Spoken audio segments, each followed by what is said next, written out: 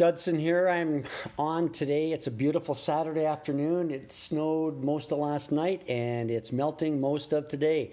Praise you, Jesus. Praise you, Jesus. Yes, I'm mocking. I'm mocking God.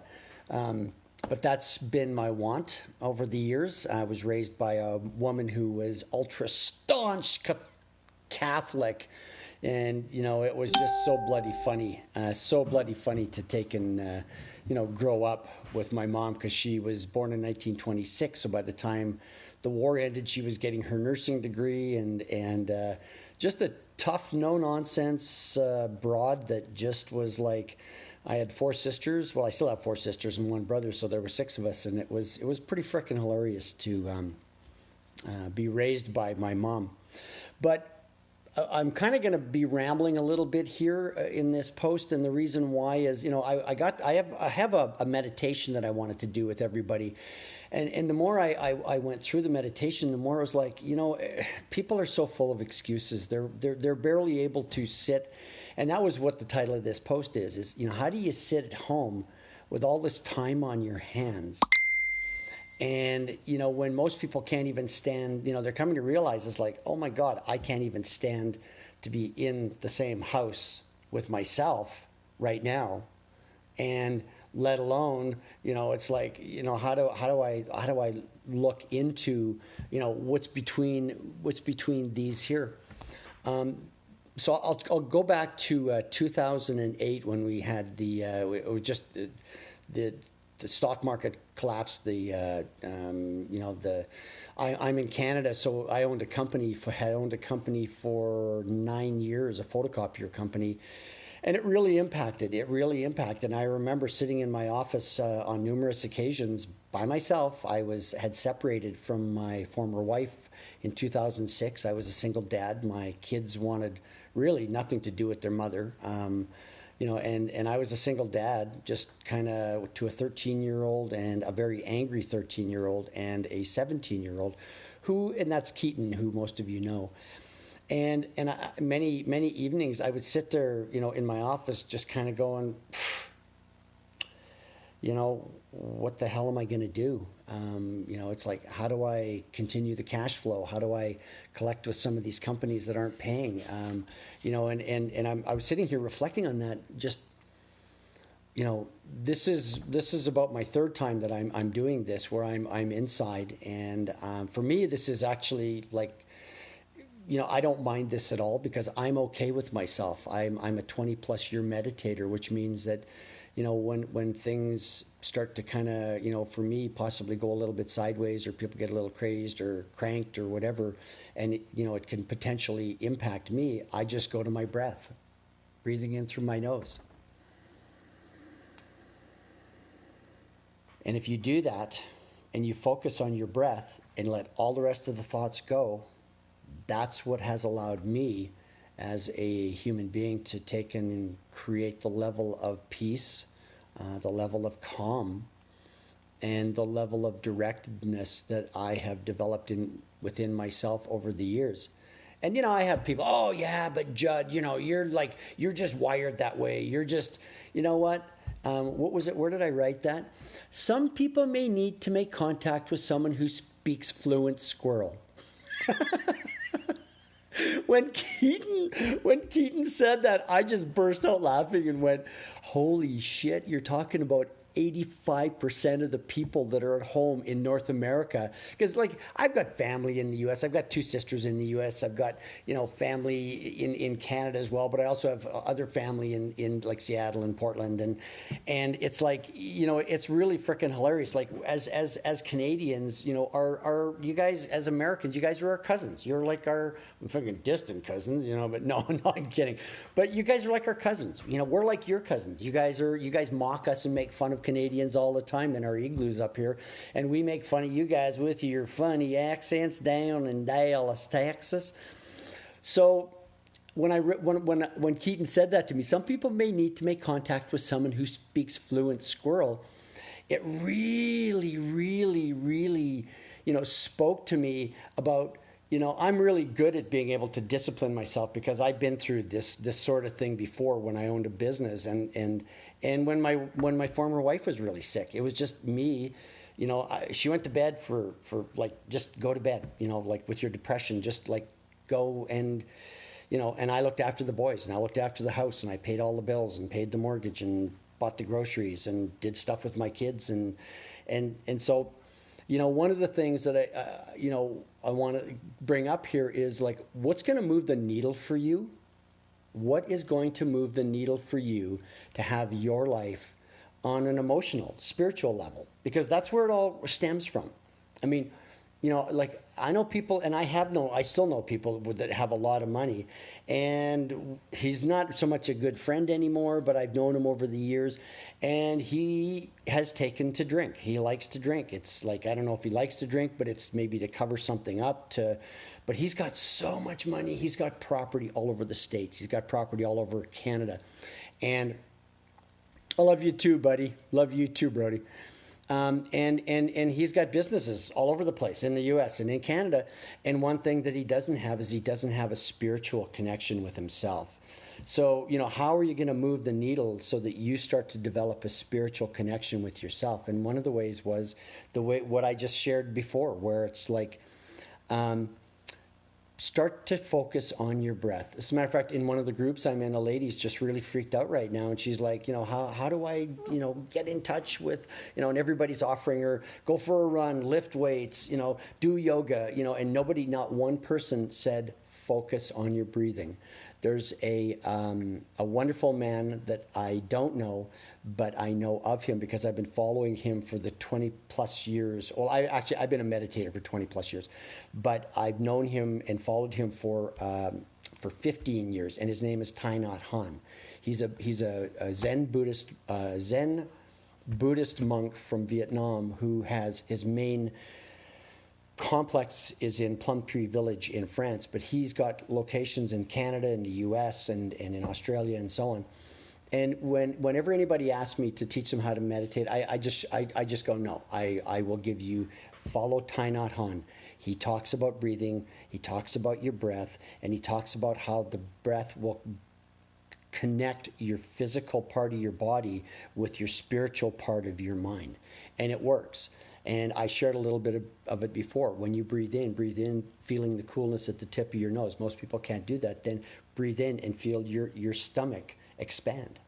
And as you breathe out, you feel your stomach contract, right? And it's this yin and yang, this give and take. You feel your stomach, your abdomen rise. As you breathe out, your stomach shrinks, it contracts. And when you start to do that on a regular basis, what happens is you start to become focused on letting all of the thoughts go. Because that was this lady's question. It's like, how do I let the thoughts go? And then everybody's coming back with, well, you got 20,000 to 60,000 thoughts a day. And somebody said it's 60 to 80,000. And I really don't give a good goddamn how many thoughts a day it is. It's far too many, as far as I'm concerned. So the point is that we all do have way, way, way more thoughts than we really want to admit that we have. And most of us, I used to be, before I started to meditate, I was embarrassed with the amount of, it's like, can I just shut it off? Is there a switch? I remember I owned my very first car. My very first car was a 1971, what the hell was that? It was a 1970, it was a British Leyland. It was in Austin, America, a 1971 Austin, America. So, but the transmission in this thing, when you shift from, it was a manual, when you shifted from first to second to third to fourth, it was like when you went to shift from first to second or second to third, it was like there was like 100 little tiny people inside there with coat hangers pulling on this thing either way, around and or through. It was like, what the hell? I'm fighting this thing. That was what my mind was like. That was what my mind was like back then. And so one of the exercises that I've done over the years, and then it just came up again here recently, and that was, if you could go back and to your younger self, say when you're 17, 18 years old, if you could go back to your younger self, what would you say to your younger self with your wisdom and maturity that you have now? And you want to ask yourself that. You really just play into it, and write the stuff, write it down what you would say. and go back and have your younger self look to you and go, and I don't mean look up at you, I mean look to you and go, oh my gosh. Because like years ago when I did this, like that created I created a lot of healing in myself with this. And one of the things was when I was 17, I mean, I was smoking dope every day. I mean, I wasn't doing acid, I wasn't doing the hard drugs anymore, but I was smoking dope 2, 3, 4 times a day. And I would go back and I would say, number one, stop smoking dope, just completely quit doing drugs. The second thing I would say to myself is focus on being grateful. You are so not grateful for anything in your life. You live in the most richest, wonderfully abundant countries, Canada, on the planet, that you're not being grateful for what you have. So that's the two things that I focus on, I would focus on telling my younger self. And I practice gratitude. And if you don't, here's a book you want to pick up. Mine's held together by elastic bands, because if I take the elastic bands off, if I try and open it, it falls apart. It's called The Magic, and it's by Rhonda Byrne. And it's a 28-day practice of gratitude that will have your life, I've been through it 5 times now, and it will have your life literally blossom like this. Too bad I can't share this on here. I had my hibiscus tree flower for the first time since last year. But practice gratitude. And these are things that, getting back to what I was talking about before, I just noticed, man, my forehead is like it's ever wrinkled up. Like, man, I'm really serious. Holy shit. But I'm not really serious. I'm really happy. This goes back to the stuff that is the needle movers. What moves the needle for you? For you people that have children, your kids are going to remember this time for the rest of their lives. And how are they going to relate to it? And yeah, thanks, Brody. Forgiveness, gratitude. Yeah, praise, you betcha. Your kids are going to remember this time for the rest of their lives. And I see moms in Walmart when I've been in the last couple of weeks. I've seen moms in Walmarts giving their kids shit in Walmart. And I'm going, now's not the time to be giving your kids hell. Now's the time to be scooping your kid up and just going and talking to them. Like I did to Raven, my youngest, and to Keaton when he was little. But who are you being is the question. Who are you being as the role model for your children? And you could have older children too. Are you? Because I'm in a number of dads groups, and I'm just in them because I just want to be supportive to some of these young dads. Because I'm in the process of writing an ebook on how to be the best dad you can be. Because I've got the skill in it. I committed myself to being that to both Raven, my youngest, and Keaton, my oldest. But who are you being as a role model for your children, whether they're young or middle-aged or whether they're older kids, right?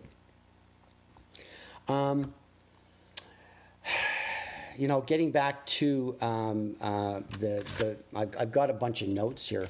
Getting back to the practice of meditation, this actually all started, this whole post started. Hi, Constance. Love you, sweetie. Keaton does too. He's like, she's my real mom. I'm like, okay.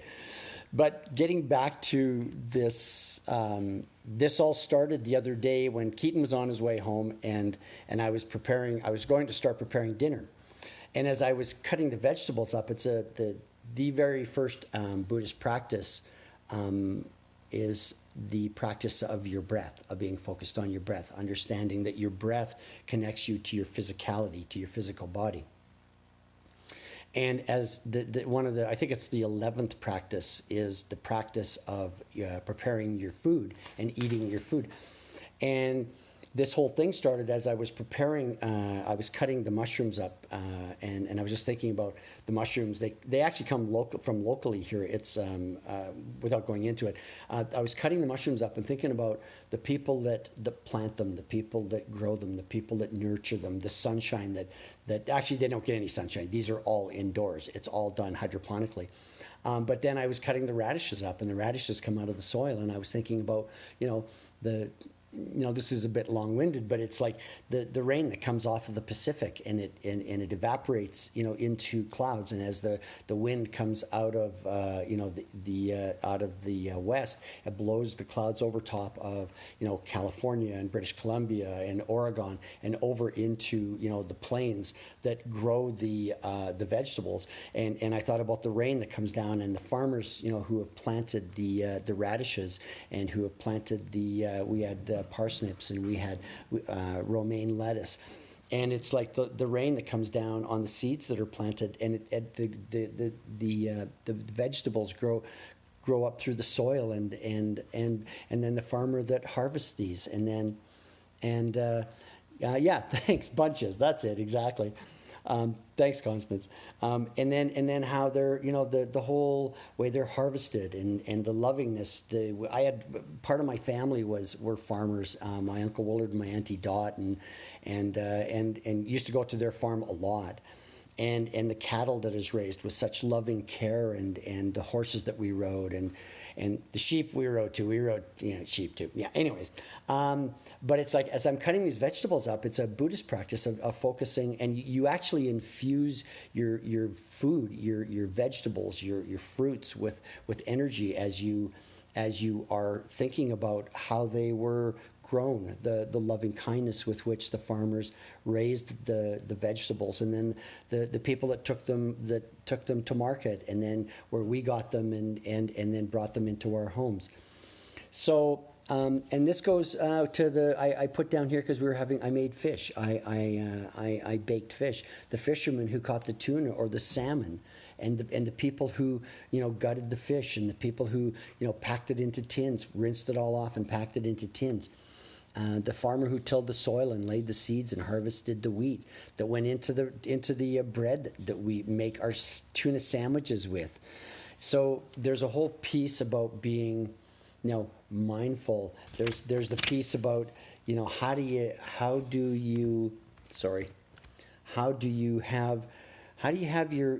move the needle and have your life work, and starting with your emotions, and with your loving kindness to yourself. And it starts with your breath. I keep coming back because I love Thich Nhat Hanh.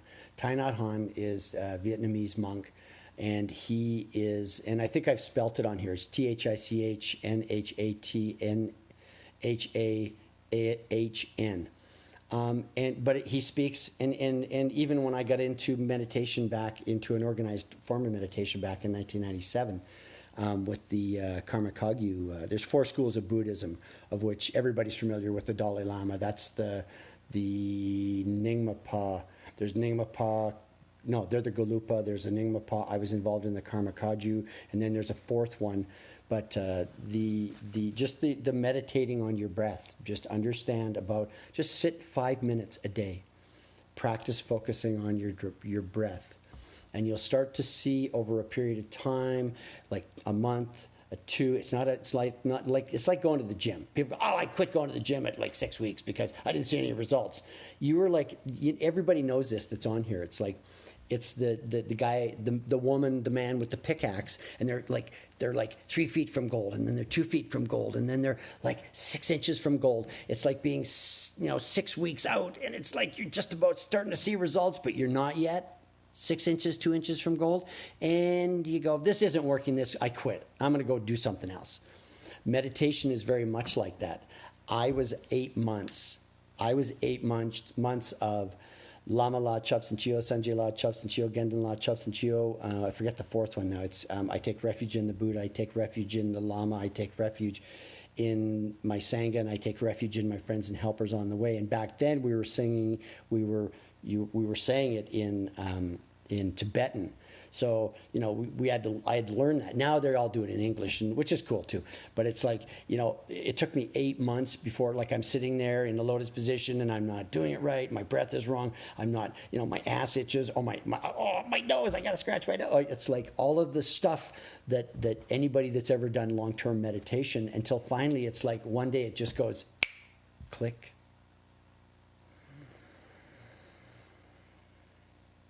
You get it. you just it's just like, I've started working out with weights again, and I remember to take and stretch here this morning too, which I forgot the last couple of days. So I woke up and it was, I was hurting a little bit, but it's like it all works. It all, but you need to take and look after yourself first, and looking after yourself first. And I'm going to share this too. I've got a bunch of groups. We're not in Full Stack anymore. Actually, we were kicked out of Full Stack about a month and a half ago. And I'm not going to go into that. But anyways, because I was sharing in there too, but I can't share. But I've got a bunch of other groups. But it's seriously, it's about, people. When the Rinpoches used to come over in the late 1990s, and like 99 and then 2000, 2002, and I used to drive down with Peter Piasecki. He was the one who came from Poland, and he knew of Lama Ole and all of these different lamas. So when he moved to Calgary, I ended up connecting with him some. I don't remember how, but then we would go down when the lamas would come over from Kibi in Nepal, and they would do these tours. And I own a pretty successful company, so I always gave them, money to take and travel, and I bought stuff for them. But one of the things that we used to drive down from Calgary we'd rent a minivan and drive down to Sand Point, Idaho, and we would pick their whole troop up, and we would drive back. And there was times I got to sit when I was driving. Like we take turns, 4 hours driving, because it's a long ways. Alberta's a big. People think Texas is big. Alberta is one massive province, and then British Columbia is actually bigger than Texas. And then there's Idaho we drive into, and then we drive all the way back. So we drove in 4-hour stints, and it was so cool because I got to sit as I was driving and talk to some of these lamas. And one of the things that struck me is they're always smiling. They're always happy. And back when I first started meditating, I wasn't always happy. I really struggled. It was hard for me. It was really hard. And especially with a sick wife and kids. And back then I just started a business, so running a business on top of it. But one of the things that always struck me was how happy they are, and how readily they'd smile, how readily they'd laugh. Just absolutely, it was like this mirthfulness that would come up from their chest. And even the female lamas, even like Hana and Carola, when she would come over from Germany. And I used to marvel at that, and I made a commitment to myself. I made a commitment to one day be able to laugh like that. And I do, God, I got emotional on that one. Because back then, I was struggling with just, with marriage, and, this just like freaking life sucks. And it's like, you started this business, and I started this train that's 90 miles an hour, and I've got small kids, and anyways, I ended up, I don't remember when it was, but I succeeded in, one day I just started to smile. And I started to smile, and I didn't know what I was smiling about, and I realized I was happy inside. I was happy from inside. And it was like, that's when I started understanding what love was about, what real love is about. And I'm able to do it now pretty much anytime I want. And that is when I see somebody struggling, or I see somebody suffering, or I feel somebody suffering, like one of my own sisters or my brothers, or one of my sons. I know exactly where that is, to bring that wellspring of love up and send it to whoever it is. It could be when I was delivering Amazon packages last year, when there was a lady that opened the door, and it was like she looked like she had been beaten, which I have no tolerance for. But it's, what, I just sent her love. I walked back to my vehicle, and I just kept bringing up and sending her love back towards, away from me. So, people go back to my original point, Brody, when you were first on. It's like, Judd, it's really easy for you to do that. No, this goes back to Keaton's comment about some people may need to make contact with someone who speaks fluent squirrel. I used to be so detached from here that it was only when Keaton was born and he was 3 months old, and I've actually only shared this with a couple of people, and it's okay because it's all right. Keaton was 3 months old. He was this, oh my God, he was almost 10 pounds. He was 1/4 of an inch off of 24 inches long. And Diane went out, my former wife, she went out for an evening with the girls or my sisters or who, I'm not sure. And anyways, I'm looking after Keaton because it's like, I'd babysat since I was 13, changed diapers and, fed babies and stuff. So anyway, so she goes out, and then we had this duplex at the time, and it had that little kind of a slit window that you could look through the side main door and in. And here was Keaton, and I watched him. He was on the carpet, and he kept looking over at me. But the reason I say how big he was when he was born was at 3 months, he was so fat. He was so fat. He was so big. He couldn't, at 3 months, most babies can roll over on their tummies, right? But he was so big he couldn't roll over. So I went outside and I lit up this doobie, and I'm on my second hoot of smoking this joint. And I went, stop. What are you doing? You need to smoke a joint to enjoy your 3-month-old son? I blew out the smoke, walked in the house, went to the bathroom, threw it in the toilet and flushed it, and I quit smoking dope for 10 years. And I just went, I commit to being the best father I can possibly be to my son. And any way I could, and then, so where this was kind of the start of my not really requiring to have an intervention by somebody who speaks squirrel. Because I realized at the time, it was like, that was in 1988. And I just finished working like years and years and years on drilling rigs, both land rigs and offshore drilling rigs. And it was like time to get my life in order because you made a commitment to have a son. And so, and this also comes back to who are you being for your kids? Who are you being as the example? And just to sit down and talk with them and talk with them and ask them how they're doing. How are you feeling? How are you dealing with this? Are you okay? So with that being said, remember to breathe. Remember that I love you. And I know this has gone on for a long time, but take care. Love you guys. Bye.